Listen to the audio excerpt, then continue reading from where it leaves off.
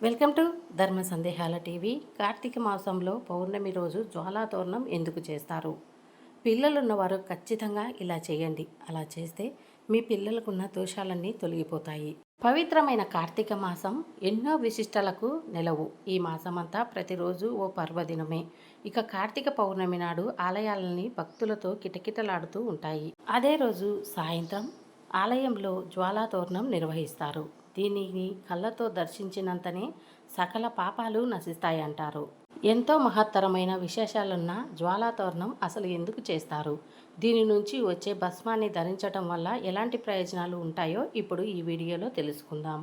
దానికంటే ముందు మా వీడియోని మీరు స్కిప్ చేయకుండా పూర్తి వరకు చూస్తే అర్థమవుతుంది. సబ్స్క్రైబ్ చేసి పక్కనే ఉన్న బెల్ బటన్లో ఆల్ ఆప్షన్ ప్రెస్ చేయండి.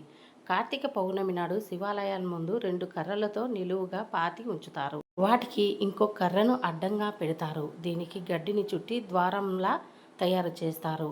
దీనినే యమద్వారం అంటారు. నెయ్యిలో వస్త్రం తడిపి ఈ గడ్డిపై వేసి మంట పెడతారు. ఈ మంట కింది నుంచి దేవుడి ప్రతిమను ఊరేగిస్తారు. దీనిని అగ్నితోరణం అని కూడా అంటారు. పూర్వకాలం నుంచి ఈ ఆచారం కొనసాగుతూ వస్తుంది. మండుతున్న ఈ తోరణం నుంచి 3 సార్లు అటు ఇటు నడుస్తారు. ఇలా చేయడం వెనకాల ఆసక్తికర ప్రచారంలో ఉంది. ప్రతి మానవుడు మరణించిన తర్వాత పాపపుణ్యాల ఫలంగా యమద్వారం నుంచి వెళ్ళవలసి ఉంటుంది. అందులో మొదటగా మానవుడు ఆత్మ అగ్నితోరణం అనే ఘట్టాన్ని దాటవలసి ఉంటుంది.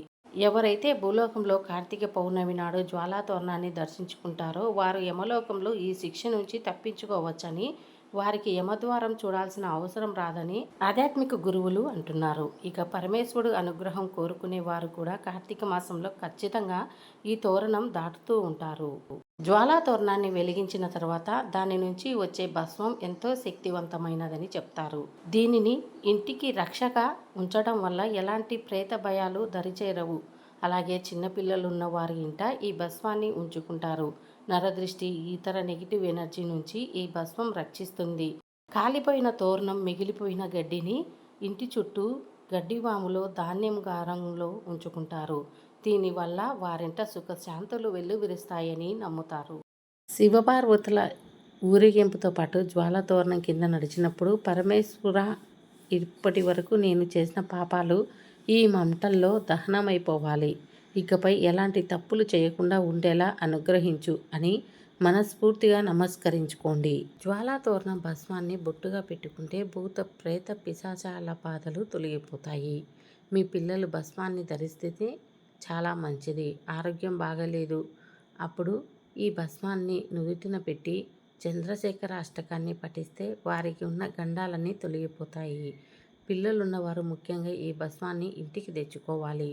జ్వాలాతోరణం దర్శనం వల్ల పునర్జన్మం ఉంటుందంటారు పండితులు. రాక్షసులు, దేవుళ్ళు అమృతం కోసం క్షీరసాగరాన్ని మదించినప్పుడు ముందుగా ఆలాహలం బయటికి వచ్చింది.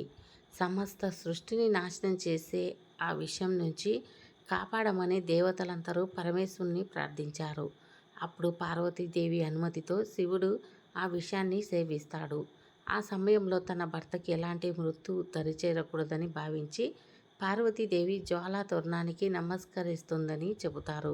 అందుకే జ్వాలాతోరణం దాటినా, చూసినా, నమస్కరించుకున్న అపమృత్యు భయం తొలగిపోతుందని పండితులు చెబుతున్నారు. కార్తీక పౌర్ణమి రోజు జ్వాలాతోరణాన్ని వెలిగిస్తారు. అయితే కార్తీక పౌర్ణమి రోజు 365 ఒత్తి దీపం వెలిగిస్తే వారికి సమస్త పాపాలు తొలగిపోతాయి. అయితే వెలిగించిన దీప శిఖలో శివకేశవులను ఆవాహనం చేసిన దీపానికి అక్షింతలు వేసి నమస్కరించాలి. జ్వాలాతోరణం రోజు వెలిగించే ఈ దీపానికి చాలా విశిష్టత ఉంటుంది. ఈ దీపం వైపు పురుగులు, దోమలు, ఈగలు ఇలాంటి ఏ కీటకాలైనా దీపం వైపు ఎగిరి వస్తే మోక్షం తథ్యం. దీపం వెలుగు ఎంత దూరం పడుతుందో ఆ దీపాన్ని ఎవరెవరు చూస్తారో అవన్నీ మరణాంతరం భగవంతుడి సన్నిధికి చేరుకుంటాయని అర్థం.